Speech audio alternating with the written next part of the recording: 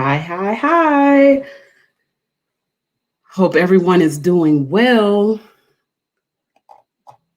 Let's see. Everybody's ready for today's or this session? Are we good? Yeah, Road to 100 checking in. All right. Well, I just wanted to make sure that everybody saw me and all of that goodness. My name is Shani Hadia, and I am also known as the Marvelous Gift. I welcome you to this dope session, The Road to Freedom. I am the moderator for this, and it is hosted by Dr. J. Nicole Beckham. I mean, we all know, if you're in the beer industry, you know the name, I bow. I really respect her a whole lot. And we're going to have a great session today. So I want to go over a few things. Again, my name is Shani Hadia, and I am the creator of the Black Beer Experience, where we aim to bridge the Black and craft beer communities through events, education, and fellowship. And I am the moderator of this session for the Women's International Beer Summit. Before we get started, there's going to be a few logistical things to go over. So, bear with me. You might have heard them already, but you haven't heard them from me, So first off, we will, everybody's already on mute. And I mean, all background noise, we don't need any of that. So we're going to have you submit questions through the Ask a Question box. We're going to take questions at the end. Dr. J is going to get us all together. I'll hop back on screen to help do those. And if you see a question that you like, and you're like, oh, that's a good question, I should have asked that, just +1 it. It'll take it to the top, and the most popular questions will get asked first. We'll try to get to all of them, but no promises. It depends on how many questions come through. Do not be afraid to ask those questions, though. Yeah, that's right. And if you have issues through the seminar, or if you notice the video is lagging, the first thing is try refreshing your screen. If that doesn't work, there's a text call to action for a tech page, and that will hopefully get your issues resolved. And we want to highlight some scholarship opportunities we have available. So you can head over to the website, queenofbeer.beer, and you can find everything you need on the scholarships tab there. Winners will be drawn at random and notified by email after the summit. So last but not least, we are recording this event, and all recordings will be available at the end of the broadcast. So if you got to jump off, or if you're now catching this at a later time, you're welcome. And so again, we have Dr. J. Nicole Beckham of Crafted for All, and she's presenting the Road to Freedom. So I'm going to go ahead and pass the mic on over, and we will get started here.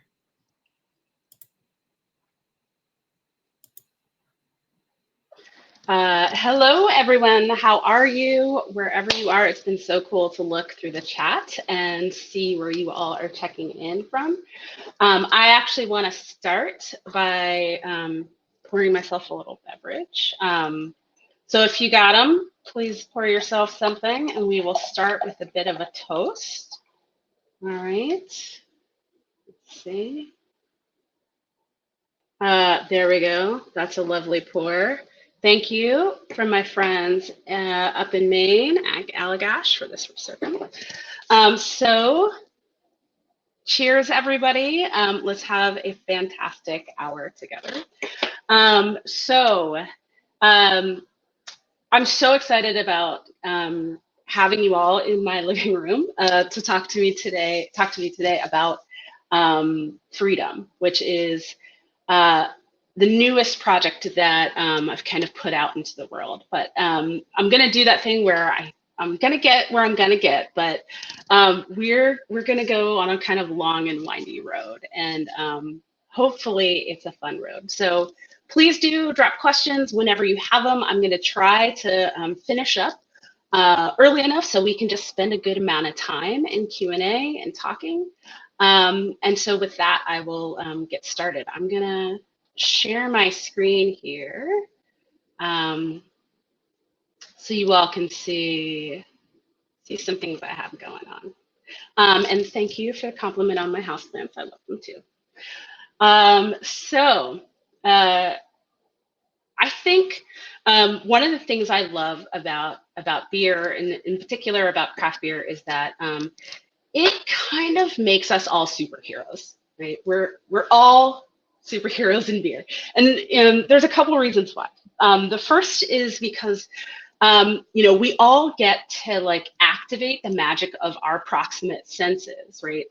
Taste and smell and touch, and these are texture. These are senses that we don't engage as often as like sight and hearing. And if you all were just over in the hop sensory panel, like you just, like it's mind blowing how these senses work, and I totally think of them as like superpowers. Second, those of you who are brewers, you harness the magic that is fermentation, right? And I'm going to talk a lot today about my life as a home brewer, and I will tell you that I've been doing it for almost 15 years now, and I still think it's freaking magic, right? Like I stare at carboys. I think yeast is amazing. I just think it's magical. So reason two, this is like our superpower, but maybe the most compelling reason is the third, and that is that everybody sort of has a beer origin story, right? Like the story that you tell when people say, oh, why beer? How'd you get into that? And I think for those of us who are women identified, I think we get that question probably more than lots of other folks, right? Like, oh, how'd you get into beer? Like it's a weird thing. So I think I've told my origin story a lot of times by now. And it's a fun one, right? I talk about working at this little bar and grill called the River Mill Map Company. It's down in Southwest Virginia. It's in Blacksburg, where I was an undergraduate student. I worked in this place my junior and senior years of college. And it was like a lot of tap handles and a lot of rowdy college kids. This was like 1999, so you have to imagine like the craft beer landscape is a little bit different at the time. There's like Pete's Wicked and UFO was huge, and Abita Turtledog, right? All these little brands that I love thinking about. And at the end of the night, much like those of you who work in the industry now, is you get a shifty, right? You get a free beer at the end of the night. And the rule was you can have anything on draft, right? But not bottles. And so my craft beer origin story starts with the question that you see there. When people are like, what do you want for your shifty? I would say, what's the most expensive thing we have on draft right now? Because I was a hustler even then, right? And so that's how I started tasting craft beer. And what I realized really quickly is that it tasted so much better than Beast Light in a funnel that it was worth making the investment to me. So I kind of started then, and I never went back. And I love telling that story because I think it connects with a lot of people. What I found is interesting over the years is that I often tell that story and then I skip straight to where I am right now, which is being in the precarious position of leading two organizations, Crafted for All, which is a consultancy that helps craft beer companies develop more inclusive, equitable, and just practices, and Craft by EDU, which is a nonprofit organization that champions inclusion, equity, and justice in the craft beer space through education and professional development. And when I tell that story, right, from being back in the late 90s in the River Mill to where I am now, I skip over a lot of years, right? That's That's a good 20 years of skip over that I'm doing. And the part that I want to talk about today that gets so often skipped is like the good almost 15 years in there that I was a homebrewer. And specifically, I want to talk to you about what being a homebrewer has meant to me and what it has given me in my professional trajectory. And ultimately, how it led me to freedom. So, first thing that homebrewing gave to me, it gave me access. And there's a couple of ways that this happened, but I think what was most important for me is that homebrewing as a hobby, something that I could cultivate in myself, gave me a kind of base of knowledge, of information, of expertise that I felt like gave me the confidence to traffic in circles where, to be honest, I didn't see hardly anyone that looked like me. I remember one of the first years I went to Extreme Beer Fest up in Boston. It was like in this round building. And I was at, they had this kind of pre-event called the Night of the Barrels, and it was all barrel-aged beers. And I remember walking around and, tasting glass in my hand, thing around my bracelet saying I had paid for admission. And all night long, people kept walking up to me and asking me where the bathroom was, where the rinse things were, where are the slop buckets, can we get some more, whatever. And I just kept turning around to people and being like, I don't work here. I'm here as an attendee. And that's such a frustrating experience. And to me, homebrewing was one of the things that made me feel like, you know what, I can hang because I know what I'm talking about. In other ways, right, I have a kind of second life, right? My first career was as an academic. I was a college professor for many years. And, academia is another space where Black women are exceedingly rare, right? Black women are recipients of less than 3% of the PhDs allocated in the United States. I'm really privileged to hold one of them. But I had to fight for everything in academia, right? Fight for everything in academia.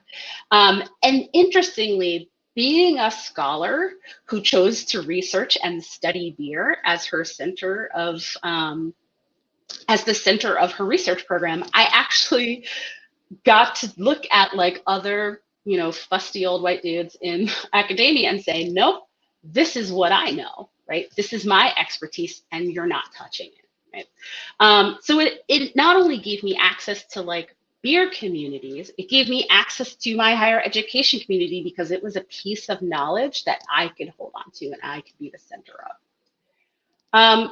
Not only that, but it gave me access to like the broader world of beer as an industry. So the picture you're seeing right now is the back door of a place called Fifth Season Gardening Company in Carrboro, North Carolina. Fifth Season Gardening is a brew and grow. So it's a store that sells homebrewing equipment and hydroponic growing equipment for your tomatoes. And I worked on the homebrew side. And out here in the back of the store, I taught dozens of homebrew classes. And it was just a really, really incredible way to like embrace what the industry had to offer to meet people. One of the things I absolutely love is like, I remember selling homebrew kits to some of the folks who are running breweries in North Carolina right now.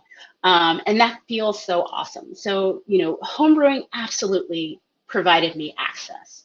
And I think, is it right that it was so hard to access for me? No, it's not right. But now that I have access, now that you all have access, we can like break the fucking door down for anybody else trying to come in. And that's amazing. So The second thing, right, that homebrewing gave me, it introduced me to advocacy, right? And sharing this quote from the Angela Davis, right? I am no longer accepting the things I cannot change. I am changing the things I cannot accept.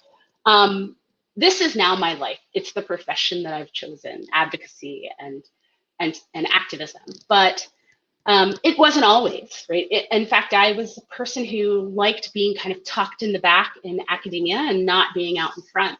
And homebrewing actually played a huge role in getting me to be a more vocal advocate.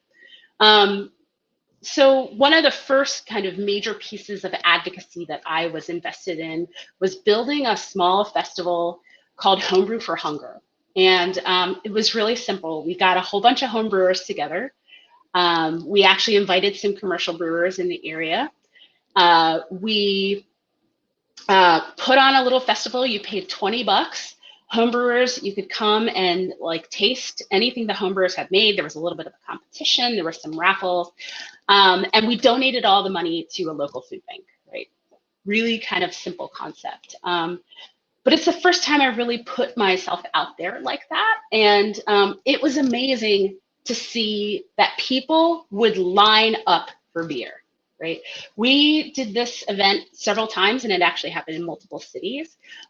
Before rolling it away after a couple of years, ended up raising more than $25,000 for food banks in North Carolina and Virginia.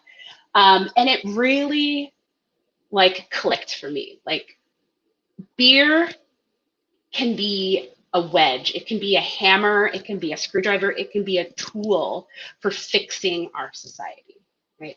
And anybody who had a little bit of doubt, who said, you know, beer and hunger, what does that have to do with each other? Or beer and diversity, what do they have to do with each other, right? I want to tell those people, you're dead ass wrong, right? People will move for beer, people will organize for beer, and we can use this to change the space we're in. And this is absolutely something that I got from my life as a homebrewer. Another point, I started thinking more deeply about the dynamics of the United States through the lens of beer, because it is something I was so passionate about. So what you're looking at now is some artwork that I made while I was working on my dissertation. On the left, there, those are 40 bottles. Yes, I had to drink the 40s to get to the bottles. I made a sacrifice for art. And what you see on around the bottles, I actually used the cord that's like made out of twisted paper bag. It's on the handles of bags sometimes. So it's basically like cord made out of paper bag, and I knitted it into paper bags, right? But the point I was trying to make is that, like, in the Black community, the primary symbol of beer that we consume, the 40 ounce, was this hyper masculine object, right? That excluded women and in some ways degraded women. And I wanted to put a kind of traditionally feminine and domestic art around that bottle to kind of show the contrast, to show the tension there, right? To get people thinking about that. Similarly, on the right, those are baseball cards that I essentially butchered and added in imagery from old vintage malt liquor advertisements that, again, were really, really misogynistic in their way, right? Hyper masculine in their way. And for me, I was trying to make this connection that, like, baseball is like all American, beer is like all American. And I was basically saying, and hey, sexism is like all American, and we need to change that. So even in this space, right, beer was the thing that gave me a way to start thinking through bigger questions about our society and how we need to change. And it gave me the voice that I speak in now, that is so importantly part of my work. Homebrewing gave me connections. And I love this quote, right? We're connected as women. It's like a spider web. If one part of that web vibrates, if there's trouble, we all know it. But most of the time, we're just too scared or selfish or insecure to help. But if we don't help each other, who will, right? And so, you know, I am a person who, I like people. I like being out in the world. I love interacting, but I'm actually an introvert.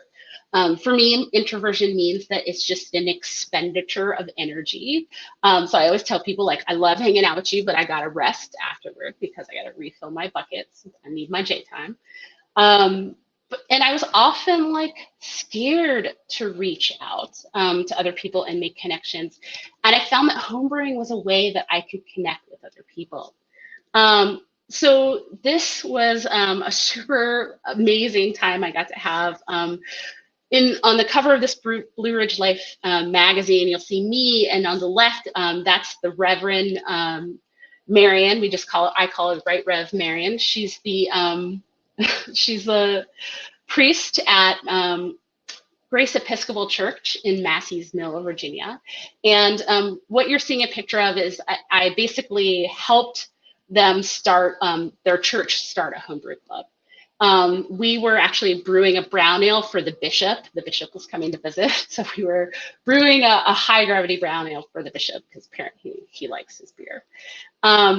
This group of homebrewers was, I think the average age of the parishioner of her church is probably like 80. Like, it's definitely a bunch of like wonderful old ladies who live out in the country in Virginia in the foothills of the Blue Ridge Mountains. And I loved connecting with them. I loved talking about what it was like to live in rural Virginia and be elderly and feel forgotten about. And we made this incredible connection over beer. And it honestly was probably something that would have never happened otherwise. And actually, Reverend Marion actually married me. She officiated my wedding. So it's a connection that has really stayed. It's also given me connections to the land, right? To the earth, to where I live. So, you know, homebrewing created a kind of tinkering gadget head. That's kind of one of the things that's absolutely been part of my evolution as a homebrewer, and wanting to know more about ingredients, wanting to know more about where things come from, how I can manufacture things. So, you know, on the right there, you'll see some hops that we grew in a community garden. We had just finished picking and we were about to do a wet hop brew. So that's like a crap ton of old cascades that are about to go into a brew. And then on the left, in my backyard, right, that's actually hydroponic tomatoes. I saw you all winking before. I legitimately grew some damn tomatoes.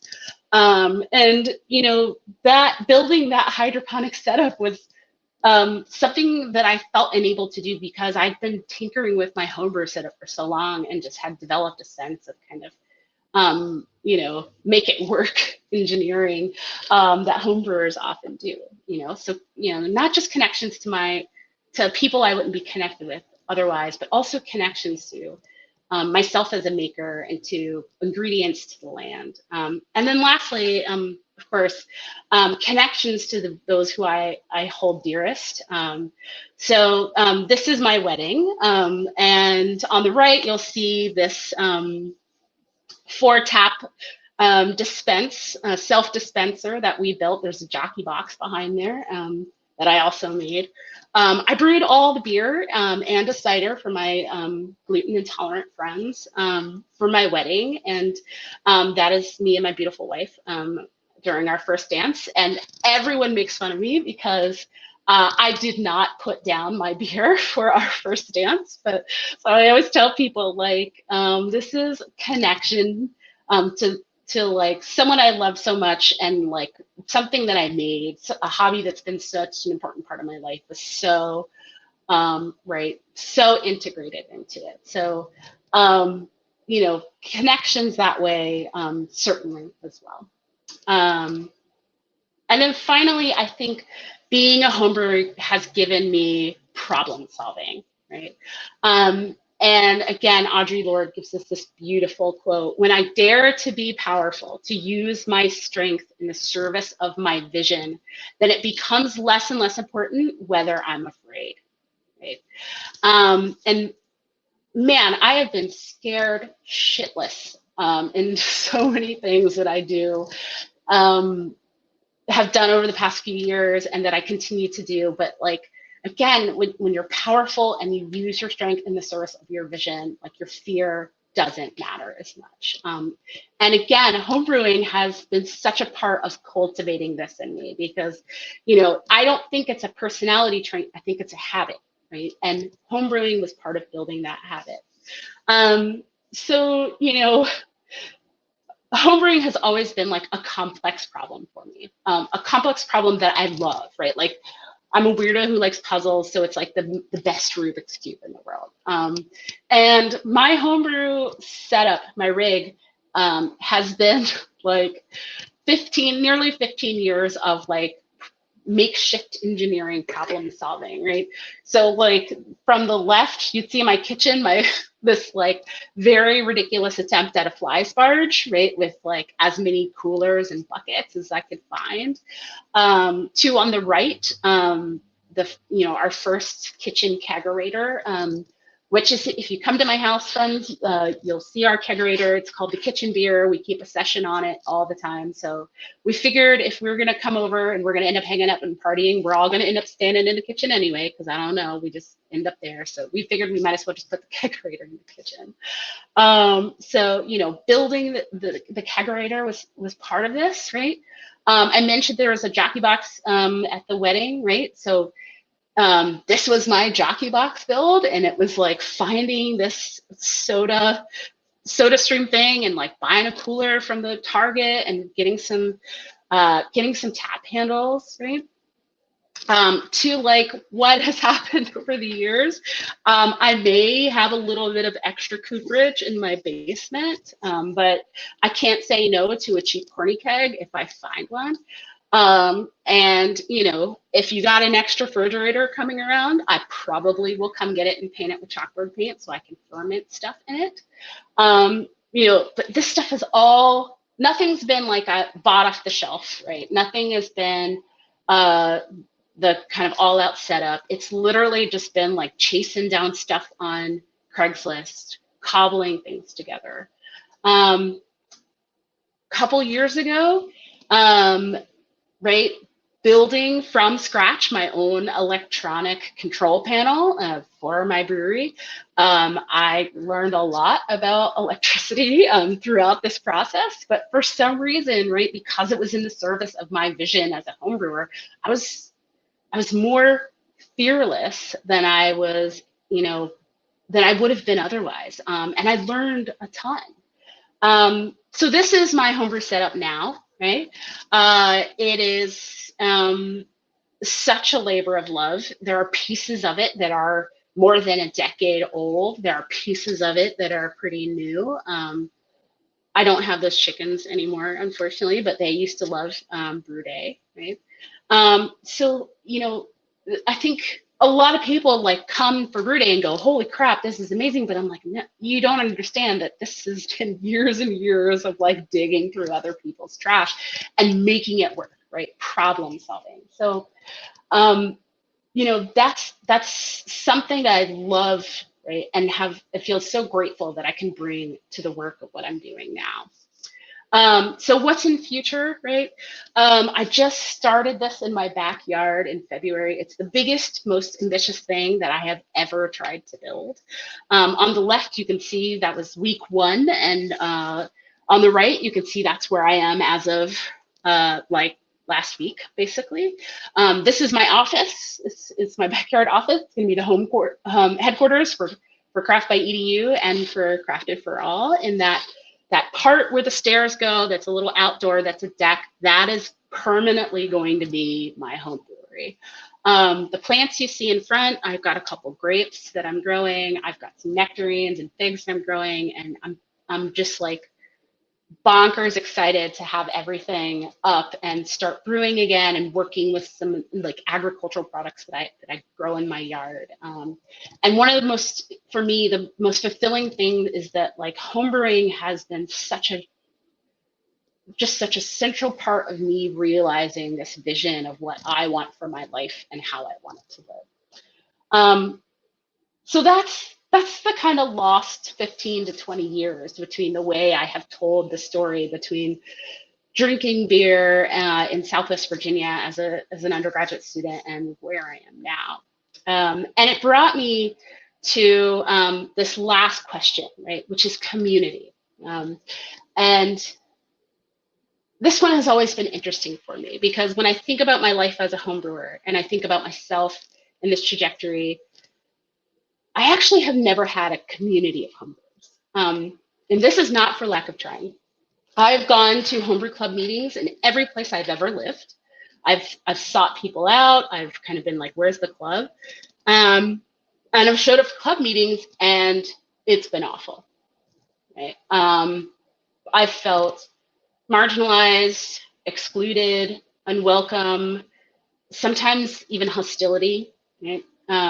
So as much as homebrewing has given me, I have never had a community of homebrewers. I've never had a club. It's only just people I managed to kind of bribe to come over and help me clean up after we brew beer. And this piece of it has always bothered me. It's bothered me for 15 years, and I've always wanted to change it. So that's where freedom comes from, right? When we launched Craft by EDU, right, the nonprofit organization, we were all set up to have a series of in-person programs. Our first event was going to be what we called an opportunity fair. It was essentially like an intensive job fair and networking event that takes place. We were doing it on the campus of a series of historically Black colleges and universities here on the East Coast. Our first event was scheduled for April 6th, 2020.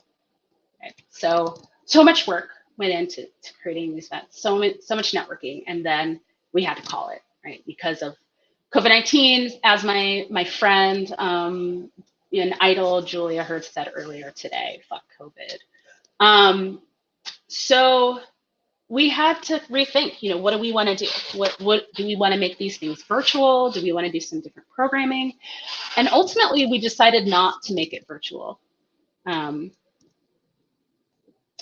it was because there's one really important thing that was part of these events, and that was that we were hosting them on the campuses of HBCUs or other educational institutions that serve predominantly underrepresented populations. And we thought that was such an important part of it, right? That brewers and other beer industry employers get out of their own environments where they are comfortable, where they are the dominant identity, and go somewhere else, right? Go experience that other space. So we decided we weren't going to do this until we can have them safely in person again. So we shifted, right? And we decided to sync our planning efforts into a virtual initiative. And that's what Freedom is. Freedom is the homebrew club that I have always wanted, right?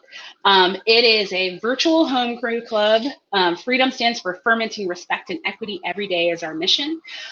It's essentially a homebrew club based around social justice advocacy, 100% virtual, so that we can all have connections no matter where you are. So the way it's going to work is that every 2 months, and we might do it faster depending on how much energy we have. Every 2 months, Freedom is going to take up a topic, and we're going to explore something that's broadly related to the work of social justice. And then we're going to do a series of virtual activations, at least 3, but probably more. And they're going to be structured around this idea of thinking, brewing, and acting. So think, brew, act. Right? So the idea is first think, right? We're going to host virtual conversations with fermentation industry experts and accomplished social justice advocates. We're going to curate resources and provide a platform for thoughtful discussions about each. Right? So webinars, maybe a Slack, we're going to get on and like really dig into a particular issue. So one of the issues we have planned coming up is about climate justice, right? So we'll get in and we'll talk about climate justice and what, how that affects all of us, how environmental racism shows up in there, how it puts people in threat, how it disproportionately affects women, particularly in the developing world. And so we'll talk to people who are tackling this issue, both in and out of beer. Right? Second, we're going to brew. Right? So we're going to design collective fermentation projects and tasting experiences around each topic. So let's say there's a brewery. I won't leak out too far, but there's some breweries already lined up. But let's say a brewery who is like really known for its climate action. Let's say they're part of our Think discussions. Then maybe we'll schedule the brew around their a clone of one of their beers, right? Or we will suggest that we try to brew an all organic brew, in which we'll source some.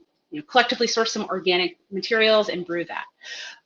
For those who don't brew, because we realize homebrew clubs are usually dominated by like gearheads like me, but there's a lot of people who don't have space for all that crap, right? They can't build brew sheds in their backyard. There are people who have no interest in spending 5 hours a day cleaning. We want you in the club too. Right? And so rather than doing a brew day, we're going to do some curated tasting experiences for those people who either can't brew or choose not to brew. And we'll link up on doing that. And then lastly, ACT. We will engage in collective community service, cultural enrichment, or social justice advocacy. Right? So that might be like, hey, let's all crowdsource and everybody commit to donate an hour to an environmental charity, or let's join an advocacy campaign and write some letters to our local elected officials to tell them how we feel about clean water and clean land and environmental racism. So lots of homebrew clubs, are really into the kind of the competition, beer, tasting stuff, and we'll do some of that too. But freedom is really about thinking about how beer and social change, right, come together. So I've seen some of you asking there in the chat, how do you join? I will give you the details really soon. Just a couple of things you might be wondering. Brand new, great, join. Experienced, great, join. Don't make beer, make cider, wine, mead, yes, join. Right? Any of that, it's going to be awesome and amazing. So you can join, and I'll give you some details by heading to freedom.craftbyedu.org. Right? Craft by Edu is craftxedu.org. So freedom.craftxedu.org. Right now, we are doing a couple of promos. So first, if you join now and you use the promo code LAUNCH, right, then you will have $25 annual dues just waived for the first year, completely done. Right?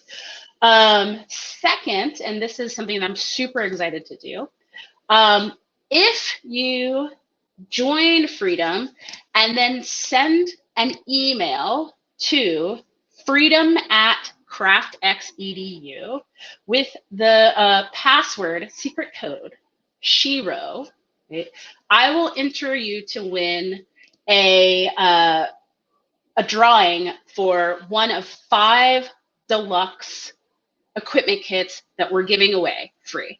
I'll also send you a copy of John Palmer's How to Brew. Right, so we don't want equipment to be a barrier. If it's a barrier for you and you want equipment, we'll get you equipment. So sign up for Freedom, right? No www, right? Freedom.craftxedu.org, and then shoot an email to freedom@craftbyedu. Then will enter the drawing and you will give away 5. So I'm going to throw these things in the chat so that you all can see them, or maybe I can't. Here we go. So website is https.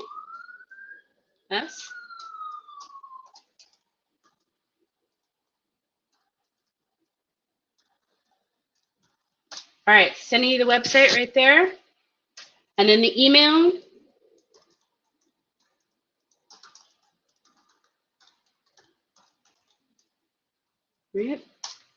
So don't forget, when you get to the registration, use promo code LAUNCH, all caps. That'll waive your dues.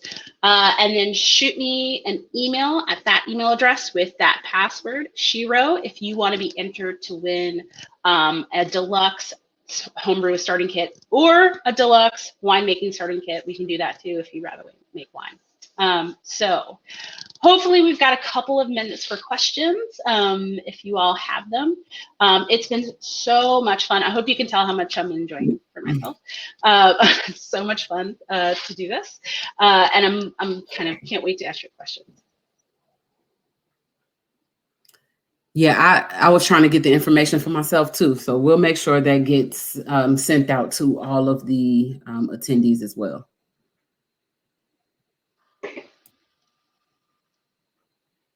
Okay, so the 3 upvotes for the question was, how do we join freedom?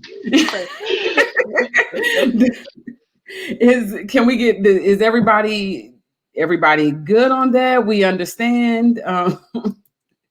You have more. A couple links are in the chat. I also put it on the call to action button at the bottom where you can go to the website. And so yeah, smash that button, y'all. Smash it. Yeah, so I want to know if our attendees had questions.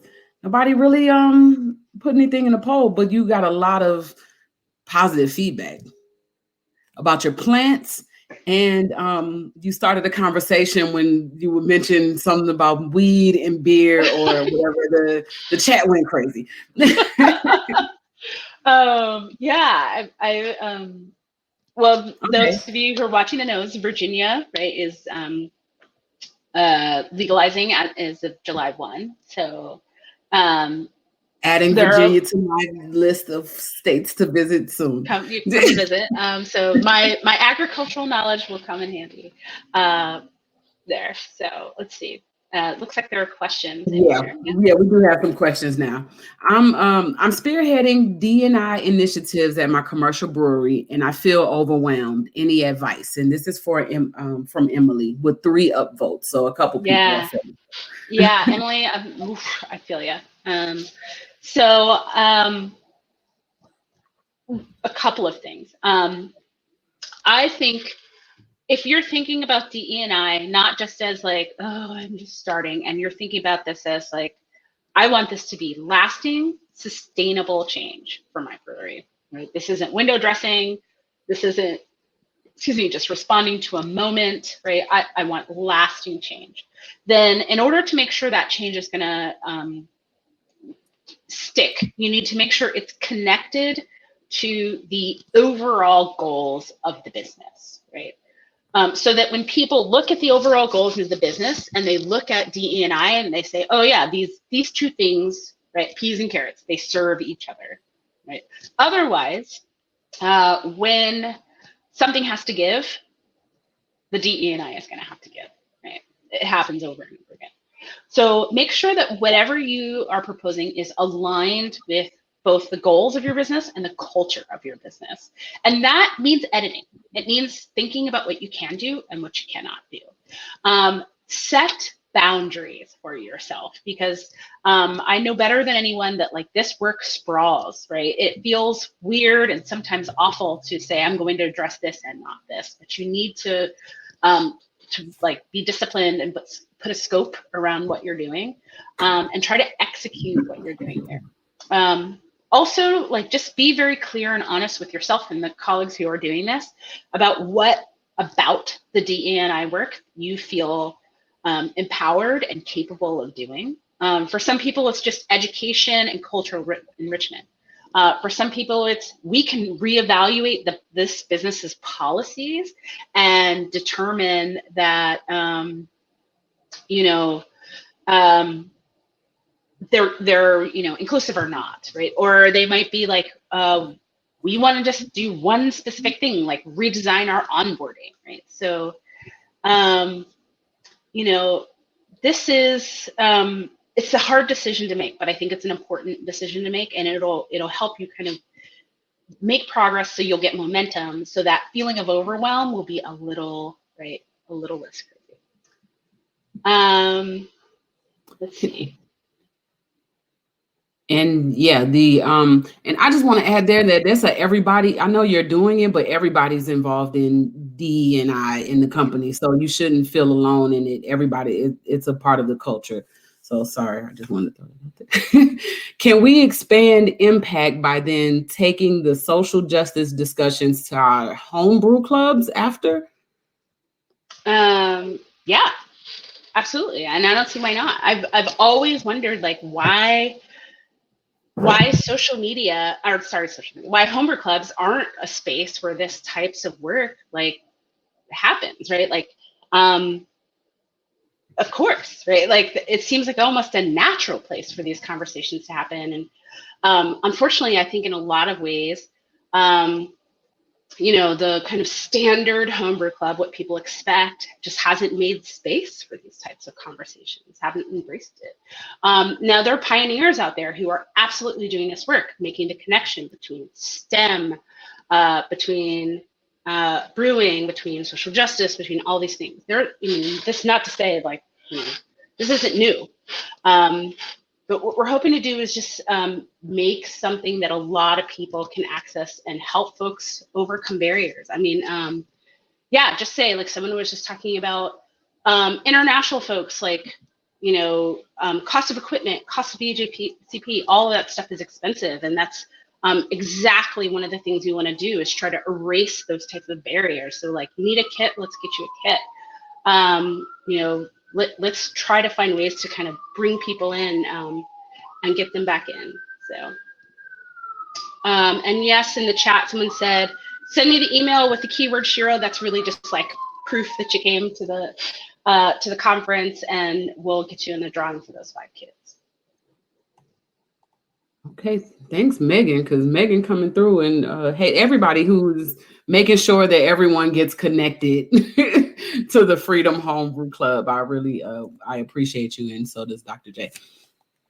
If someone is asking, what beer, this is Kathleen, what beer are you brewing for climate action?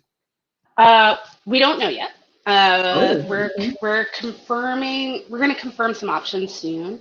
Right now we're just nailing down who exactly are going to be the climate action partners, and we'll figure out what beer it will be. But what we're hoping is for, like, every different topic, right? Different brewing project.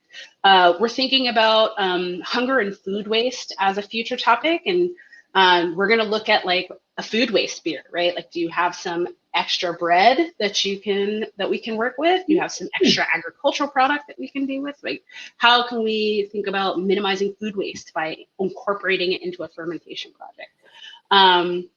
Right, when we're talking about indigenous ingredients and other cultural brewing perspectives, something else we're going to do, we're going to look at, like, some ingredients that from a European, right, a Eurocentric beer perspective are not traditional ingredients. And so we'll look at some other types of beers and other traditions there. So precisely what beers, not sure. But I hope the concept is kind of coming across, that, like, we're going to use this as a way to kind of get more deeply into the issues, in both kind of tangibly and intellectually.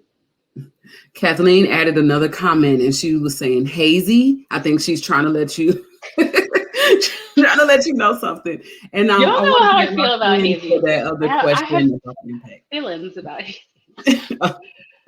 We're gonna save that for another. I do too. But okay, so Megan states that creating inclusive spaces, she works at a brewery, is really important to me. Do you have any recommendations of good resources to utilize to ensure we are catching the blind spots? Yes, but probably a longer conversation that I can have here. But Megan, please send me an email, right? You can either send that email that we already have out there, or you can just email me at drj@craftedforall.com. I can send you some things. Basically, creating resources is kind of what I do. So would be really happy, to share some things with you and have a conversation about what your brewery's needs are. Okay. And Laura asked, it sounds like you've had a frustrating path. How did you keep moving forward without giving up? Yeah, that's a good question. Yeah, I think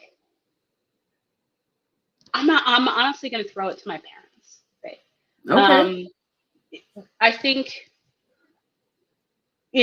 people always ask the question, like, what's the most memorable thing that you've talked to, that you, or most impactful lesson that you learned from my parents? And for me, it's interesting because I think the one and most helpful and impactful thing I ever learned from my parents, I also think is like the hardest thing I've ever heard from my parents. But since I was a very, very small person, my parents have always said to me, Jay, you are going to have to work twice as hard as other people to get the same results because you are a Black woman.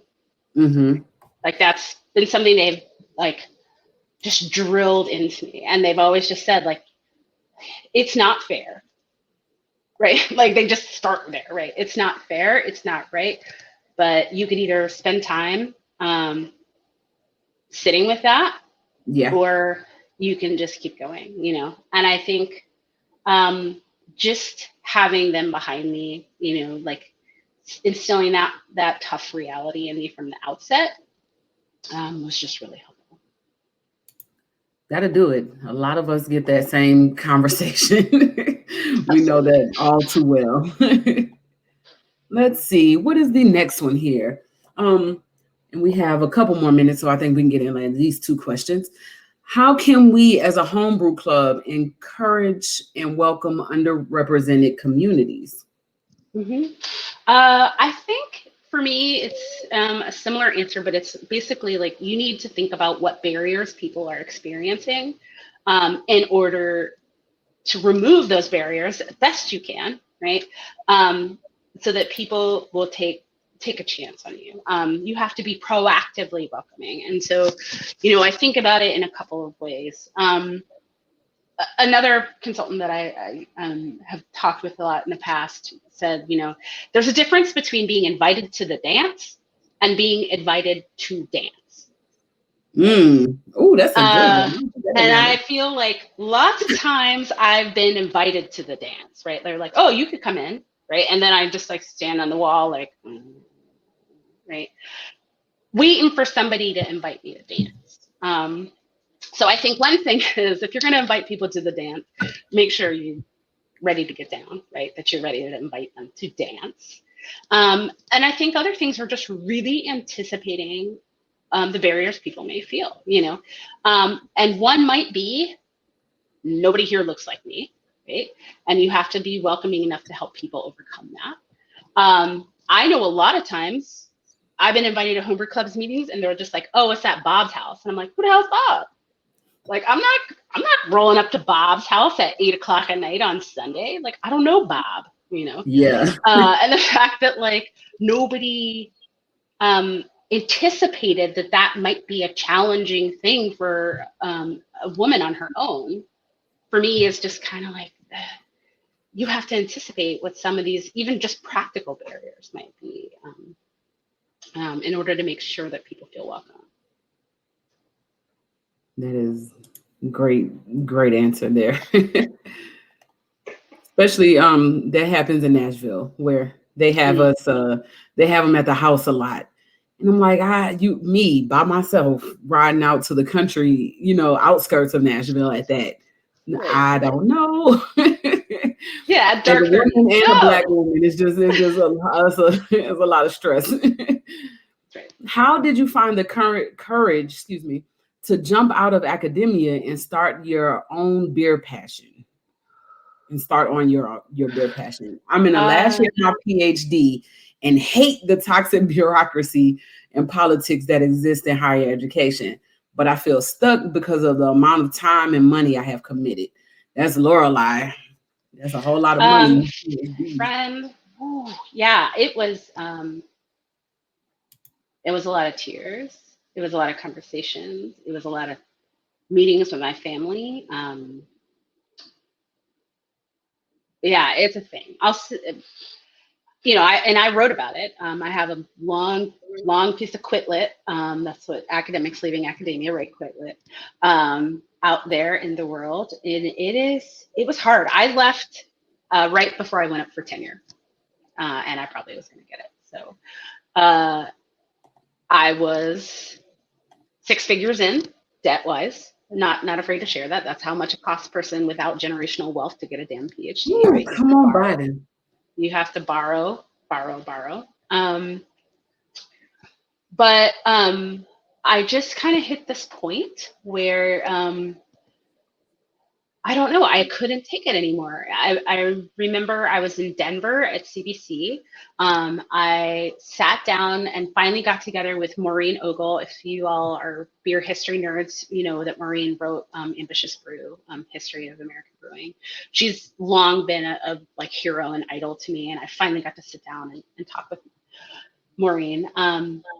We ended up sitting in a bar, splitting a gummy and drinking a couple of beers, and we talked for 4 hours. And after the conversation, she sent me an email that told me what energy she got from me, what she was getting from my face and my posture and my words when I was talking about my job and talking about my career. And she could tell how miserable it was for me, right? And how it was going to degrade me and damage my health. And she left academia as well. And, it's weird. It's like this is an email she sent me and said, you don't need to respond. I never have. But it was like such a formative moment, right? And I think this speaks to women stepping up for each other, right? Like these types of moments. And then, I was thinking about it and I was all over the place. And somebody sent me a little stupid quote meme, right? That just said, you need to stop shrinking yourself to fit inside the box that other people have for you. What's that box open? Yeah. And I was just realized that my whole life in academia was shrinking myself, right? It was, so the equivalent of that is I'm going to stop shrinking myself to be digestible, right? Y'all can just choke. Hey. And I think that is a great line to end this on. Just choke on it. Listen. Cheers, cheers to that for sure. So we are wrapping up here, and so I want to thank you, Dr. J, for gracing us with the knowledge, the journey, and that encouragement to keep going. I know the chat is about to go off. Y'all tell her, thank you and how much we love her, right?